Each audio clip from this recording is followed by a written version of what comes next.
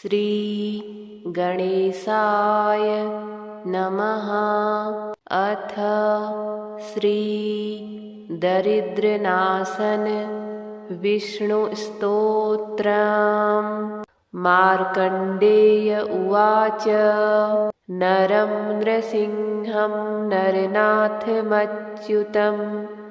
प्रलम्बबाहुं कमलायतेक्षणम् क्षितीश्वरैरर्चितपादपङ्कजं नमामि विष्णुं पुरुषं पुरातनं जगत्पतिं क्षीरसमुद्रमन्दिरं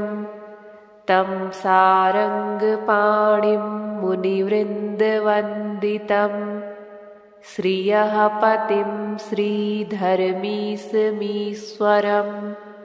नमामि गोविन्दमनन्तवर्चसम् अजं वरेण्यं जनदुःखनाशनं गुरुं पुराणं पुरुषोत्तमं प्रभुं सहस्रसूर्यद्युतिमनन्तमच्युतं नमामि भक्त्या हरिमाद्यमाधवम् पुरस्कृतं पुण्यवतां परां गतिं क्षितीश्वरं लोकपतिं प्रजापतिं परम्पराणाम् अपि कारणं हरिं नमामि लोकत्रयकर्मसाक्षिणं भोगे त्वनन्तस्य पयोदधौ सुरः पुरा हि सेते भगवान्नादिकृत् क्षीरोदवीचिकणिकाम्बुनोक्षितं तं श्रीनिवासं प्रणतोऽस्मि केशवं यो नारसिंहं वपुरास्थितो महान् सुरो मुरारिर्मधुकैटभान्तकृत् समस्तलोकार्तिहरं हिरण्यकं नमामि विष्णुं सततं नमामि तम् अनन्तमव्यक्तमतीन्द्रियं विभुं स्वे स्वे हि रूपे स्वयमेव संस्थितं योगेश्वरैरेव सदा नमस्कृतं नमामि भक्त्या सततं जनार्दनम् आनन्दमेकं विरजं विदात्मकं वृन्दालयं योगिभिरेव पूजितम् अणोरणीयां समृद्धिमक्षयम् नमामि भक्तप्रियमीश्वरं हरिं नरं नृसिंहं नरनाथमच्युतं प्रलम्बबाहुं कमलायतेक्षणं क्षितीश्वरैरर्चितपादपङ्कजं नमामि विष्णुं पुरुषं पुरातनं जगत्पतिं क्षीरसमुद्रमन्दिरं तं सारङ्गपाणिं मुनिवृन्दवन्दितं श्रियः पतिं श्रीधर्मीशमीश्वरं नमामि गोविन्दमनन्तवर्चसम् अजं वरेण्यं जनदुःखनाशनं गुरुं पुराणं पुरुषोत्तमं प्रभुं सहस्रसूर्यद्युतिमनन्तमच्युतं नमामि भक्त्या हरिमाद्यमाधवम् पुरस्कृतं पुण्यवतां परां गतिं क्षितीश्वरं लोकपतिं प्रजापतिं परम्पराणाम् अपि कारणं हरिं नमामि लोकत्रयकर्मसाक्षिणं भोगे त्वनन्तस्य पयोदधौ सुरः पुरा हि सेते भगवान् नादिकृत् क्षीरोदवीची कणिकाम्बुनोक्षितं तं श्रीनिवासं प्रणतोऽस्मि केशवं यो नारसिंहं वपुरास्थितो महान् सुरो मुरारिर्मधुकैटभान्तकृत् समस्तलोकार्तिहरं हिरण्यकं नमामि विष्णुं सततं नमामि तम् अनन्तमव्यक्तमतीन्द्रियं विभुं स्वे स्वे हि रूपे स्वयमेव संस्थितं योगेश्वरैरेव सदा नमस्कृतं नमामि भक्त्या सततं जनार्दनम् आनन्दमेकं विरजं विदात्मकं वृन्दालयं योगिभिरेव पूजितम् अणोरणीयां समृद्धिमक्षयम् नमामि भक्तप्रियमीश्वरं हरिं नरं नृसिंहं नरनाथमच्युतं प्रलम्बबाहुं कमलायतेक्षणं क्षितीश्वरैरर्चितपादपङ्कजं नमामि विष्णुं पुरुषं पुरातनं जगत्पतिं क्षीरसमुद्रमन्दिरं तं सारङ्गपाणिं मुनिवृन्दवन्दितम् श्रियः पतिं श्रीधर्मीशमीश्वरं नमामि गोविन्दमनन्तवर्चसम् अजं वरेण्यं जनदुःखनाशनं गुरुं पुराणं पुरुषोत्तमं प्रभुं सहस्रसूर्यद्युतिमनन्तमच्युतं नमामि भक्त्या हरिमाद्यमाधवं पुरस्कृतं पुण्यवतां परां गतिं क्षितीश्वरं लोकपतिं प्रजापतिं परम्पराणाम् अपि कारणं हरिं नमामि लोकत्रयकर्मसाक्षिणं भोगे त्वनन्तस्य पयोदधौ सुरः पुरा हि सेते भगवान् नादिकृत् क्षीरोदवीची कणिकाम्बुनोक्षितं तं श्रीनिवासं प्रणतोऽस्मि केशवं यो नारसिंहं वपुरास्थितो महान् सुरो मुरारिर्मधुकैटभान्तकृत् समस्तलोकार्तिहरं हिरण्यकं नमामि विष्णुं सततं नमामि तम् अनन्तमव्यक्तमतीन्द्रियं विभुं स्वे स्वे हि रूपे स्वयमेव संस्थितं योगेश्वरैरेव सदा नमस्कृतं नमामि भक्त्या सततं जनार्दनम् आनन्दमेकं विरजं विदात्मकं वृन्दालयं योगिभिरेव पूजितम् अणोरणीयां समृद्धिमक्षयम् नमामि भक्तप्रियमीश्वरं हरिं नरं नृसिंहं नरनाथमच्युतं प्रलम्बबाहुं कमलायतेक्षणं क्षितीश्वरैरर्चितपादपङ्कजं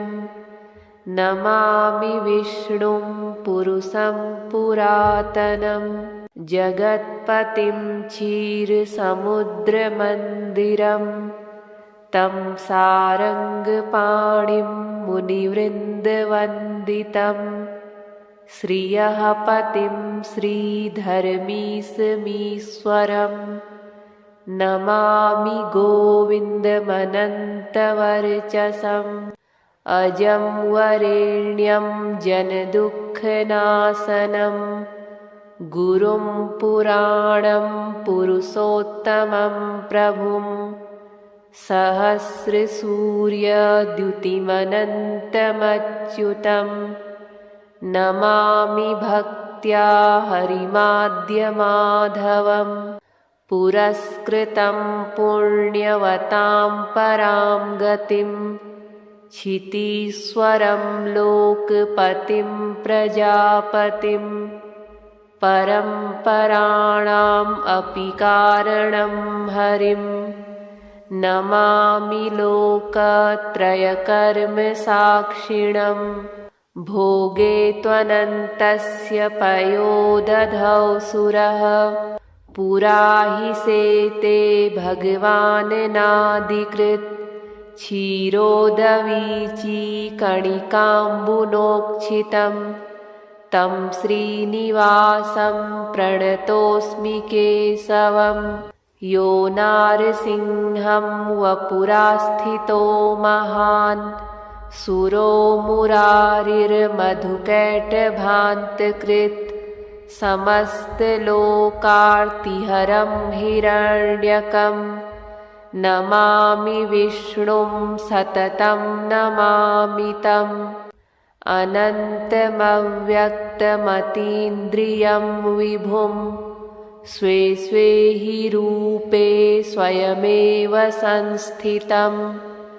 योगेश्वरैरेव सदा नमस्कृतं नमामि भक्त्या सततं जनार्दनम् आनन्दमेकं विरजं विदात्मकं वृन्दालयं योगिभिरेव पूजितम् अणोरणीयां समृद्धिमक्षयं नमामि भक्तप्रियमीश्वरं हरिं नरं नृसिंहं नरनाथमच्युतं प्रलम्बबाहुं कमलायतेक्षणं क्षितीश्वरैरर्चितपादपङ्कजं नमामि विष्णुं पुरुषं पुरातनं जगत्पतिं क्षीरसमुद्रमन्दिरं तं सारङ्गपाणिं मुनिवृन्दवन्दितं श्रियः पतिं श्रीधर्मीशमीश्वरम् नमामि गोविन्दमनन्तवर्चसम् अजं वरेण्यं जनदुःखनाशनं गुरुं पुराणं पुरुषोत्तमं प्रभुं सहस्रसूर्यद्युतिमनन्तमच्युतं नमामि भक्त्या हरिमाद्यमाधवं पुरस्कृतं पुण्यवतां परां गतिं क्षितीश्वरं लोकपतिं प्रजापतिं परम्पराणाम् अपि कारणं हरिं नमामि लोकत्रयकर्मसाक्षिणं भोगे त्वनन्तस्य पयोदधौ सुरः पुरा हि सेते भगवान्नादिकृत् क्षीरोदवीचिकणिकाम्बुनोक्षितं तं श्रीनिवासं प्रणतोऽस्मि केशवं यो नारसिंहं वपुरास्थितो महान् सुरो मुरारिर्मधुकैटभान्तकृत् समस्तलोकार्तिहरं हिरण्यकं नमामि विष्णुं सततं नमामि तम् अनन्तमव्यक्तमतीन्द्रियं विभुं स्वे स्वे हि रूपे स्वयमेव संस्थितं योगेश्वरैरेव सदा नमस्कृतं नमामि भक्त्या सततं जनार्दनम् आनन्दमेकं विरजं विदात्मकं वृन्दालयं योगिभिरेव पूजितम् अणोरणीयां समृद्धिमक्षयं नमामि भक्तप्रियमीश्वरं हरिं नरं नृसिंहं नरनाथमच्युतम् प्रलम्बबाहुं कमलायतेक्षणं क्षितीश्वरैरर्चितपादपङ्कजं नमामि विष्णुं पुरुषं पुरातनं जगत्पतिं क्षीरसमुद्रमन्दिरं तं सारङ्गपाणिं मुनिवृन्दवन्दितम् श्रियः पतिं श्रीधर्मीशमीश्वरं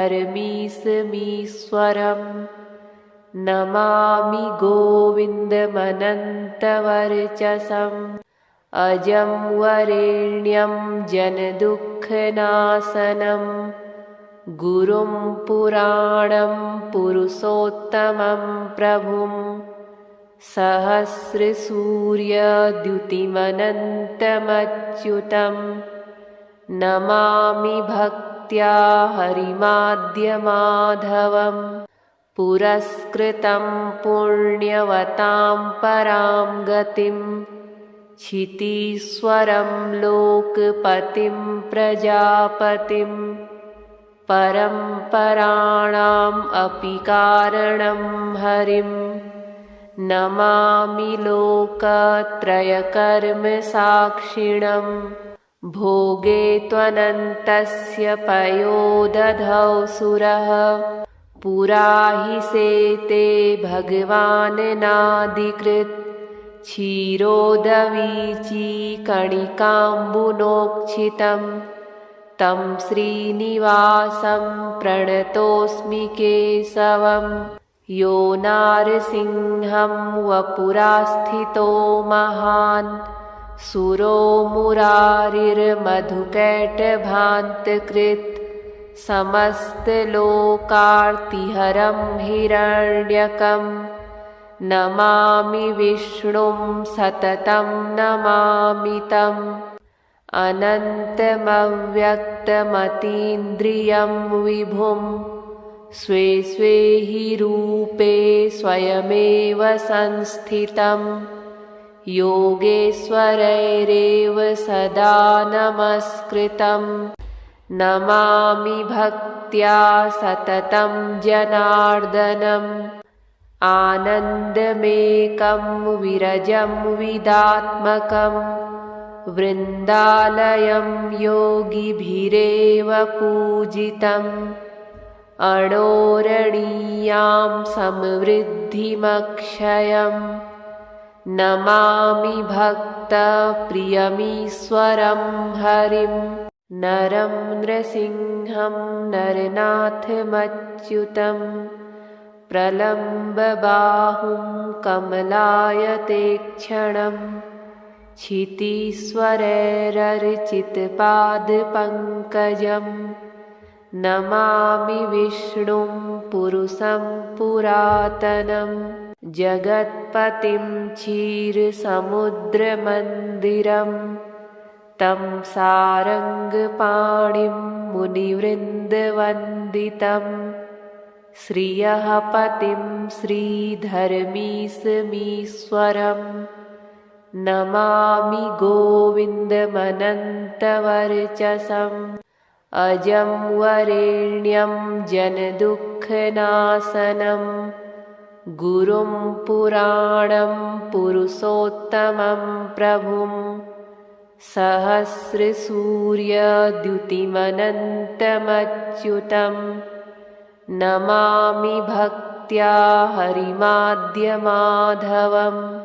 पुरस्कृतं पुण्यवतां परां गतिं क्षितीश्वरं लोकपतिं प्रजापतिं परम्पराणाम् अपि कारणं हरिं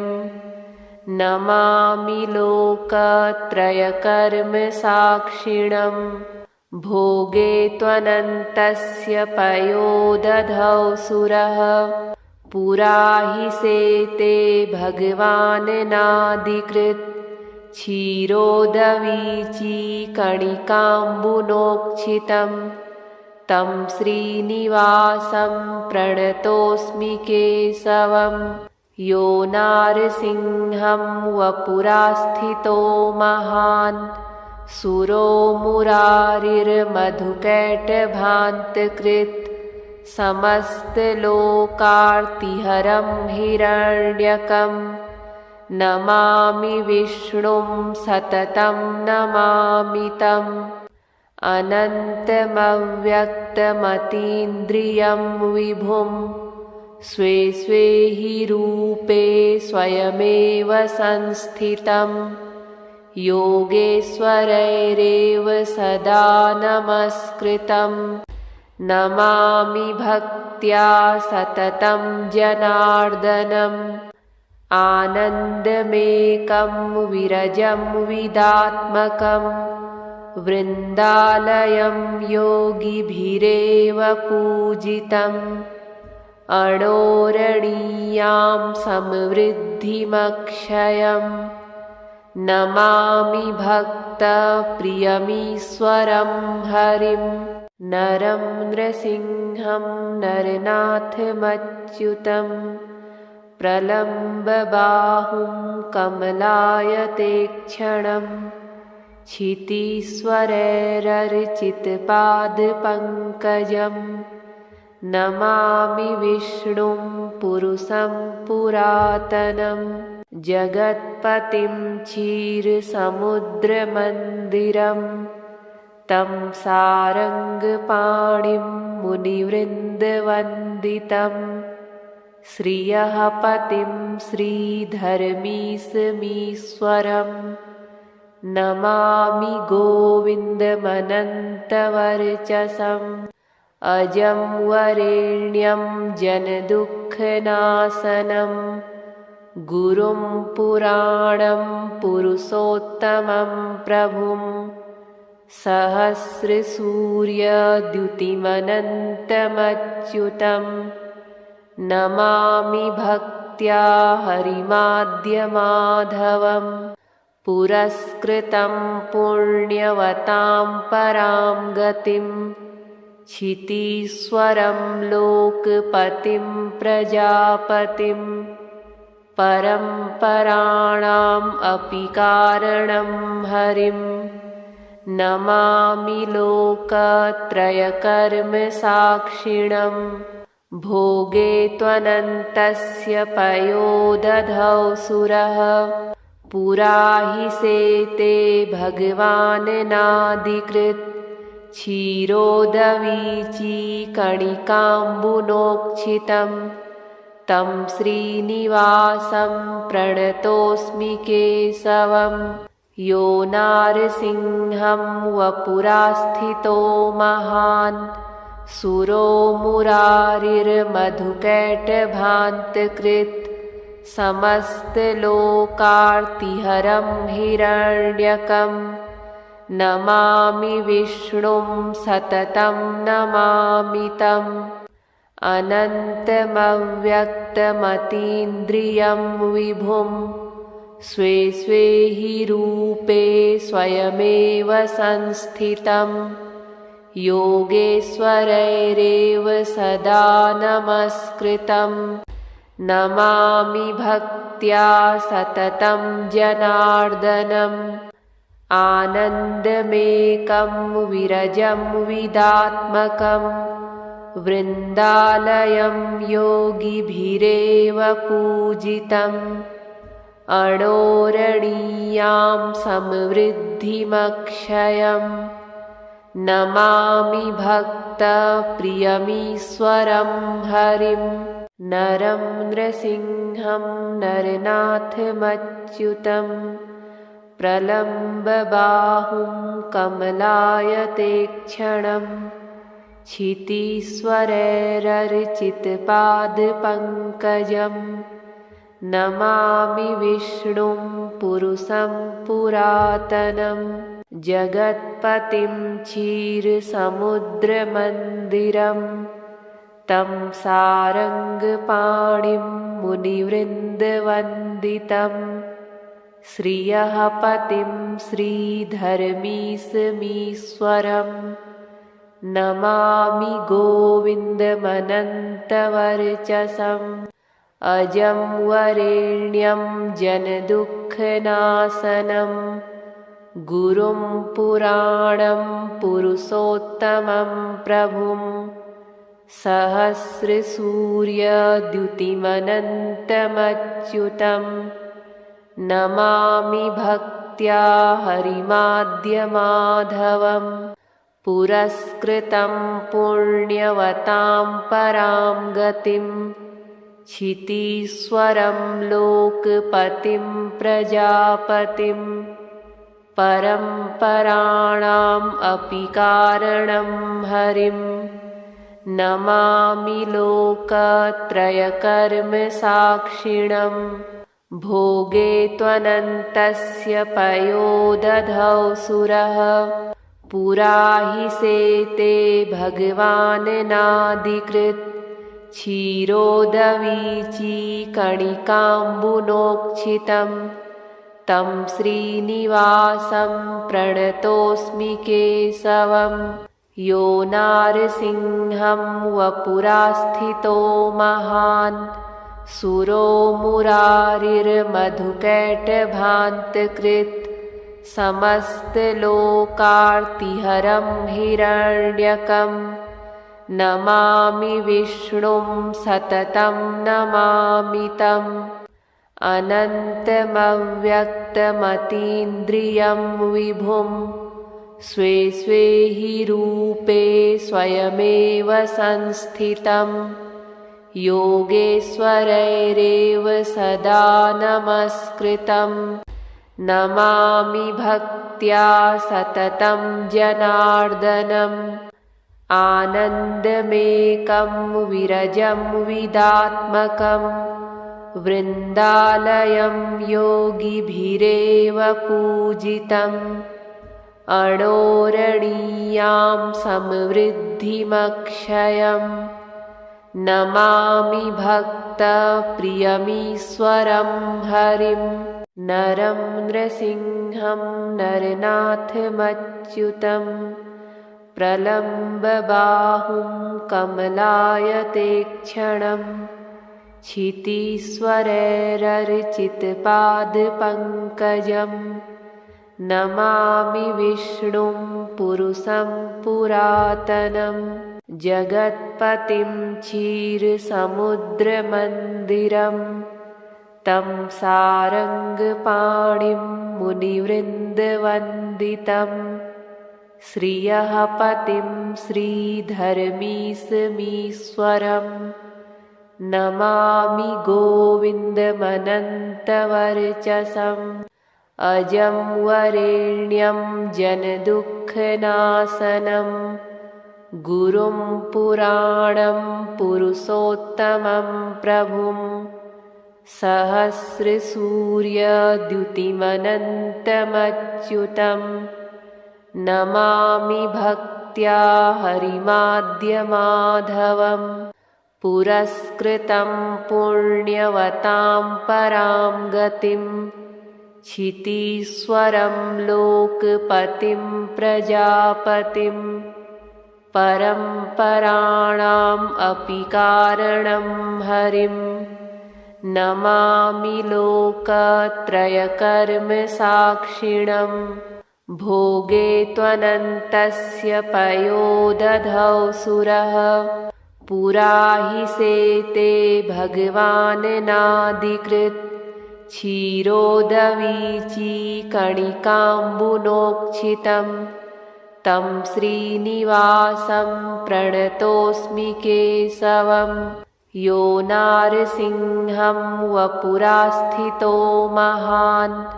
सुरो मुरारिर्मधुकैटभान्तकृत् समस्तलोकार्तिहरं हिरण्यकं नमामि विष्णुं सततं नमामि तम् अनन्तमव्यक्तमतीन्द्रियं विभुं स्वे स्वे हि रूपे स्वयमेव संस्थितं योगेश्वरैरेव सदा नमस्कृतं नमामि भक्त्या सततं जनार्दनम् आनन्दमेकं विरजं विदात्मकं वृन्दालयं योगिभिरेव पूजितम् अणोरणीयां समृद्धिमक्षयम् नमामि भक्तप्रियमीश्वरं हरिं नरं नृसिंहं नरनाथमच्युतं प्रलम्बबाहुं कमलायतेक्षणं क्षितीश्वरैरर्चितपादपङ्कजं नमामि विष्णुं पुरुषं पुरातनं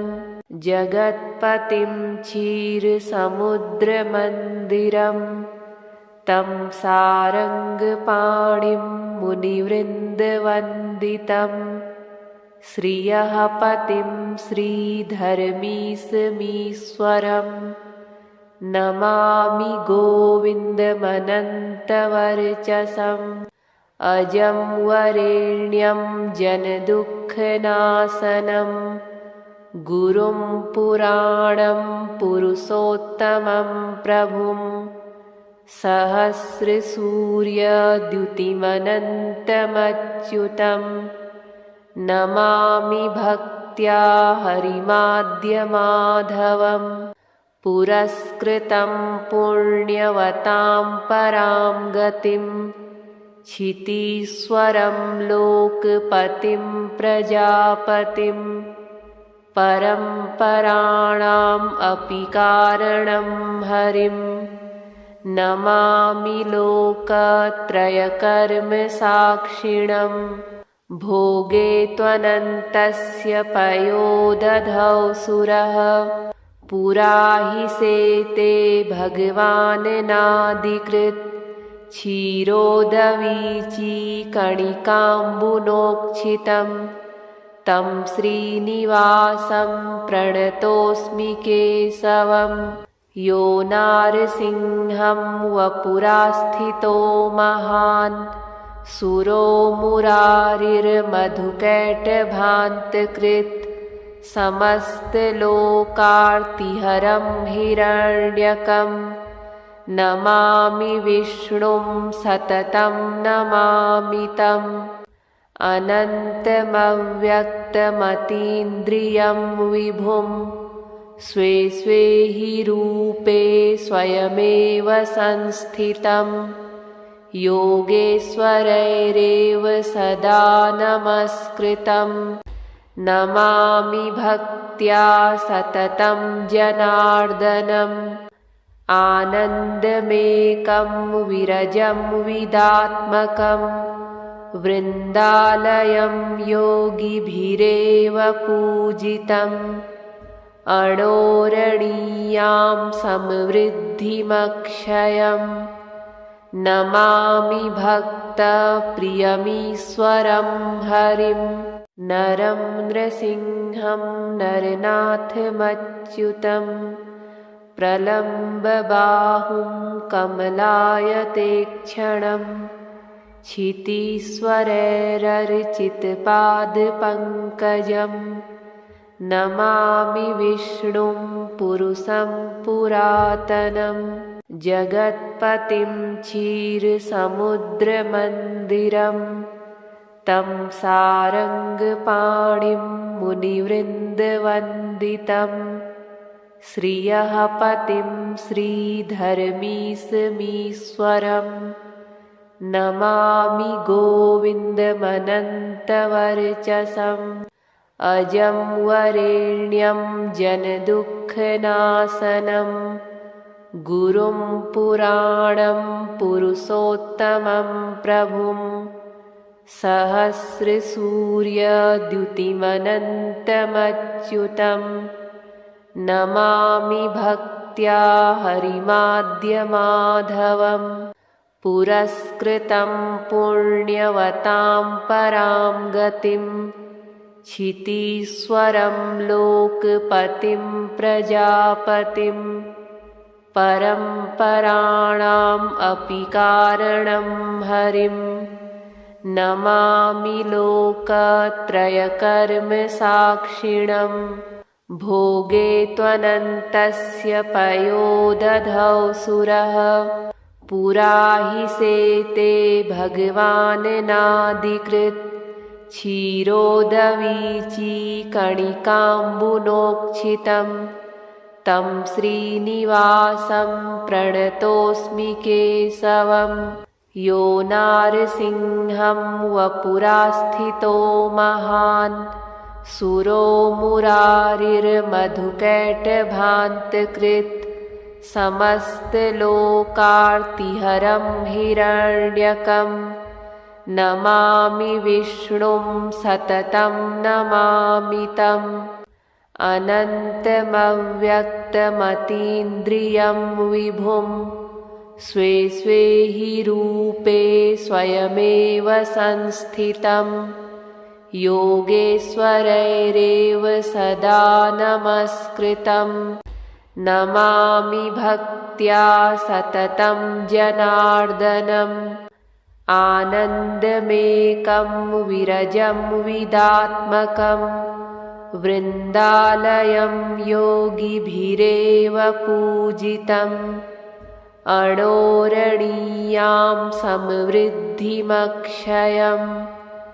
नमामि भक्तप्रियमीश्वरं हरिम्।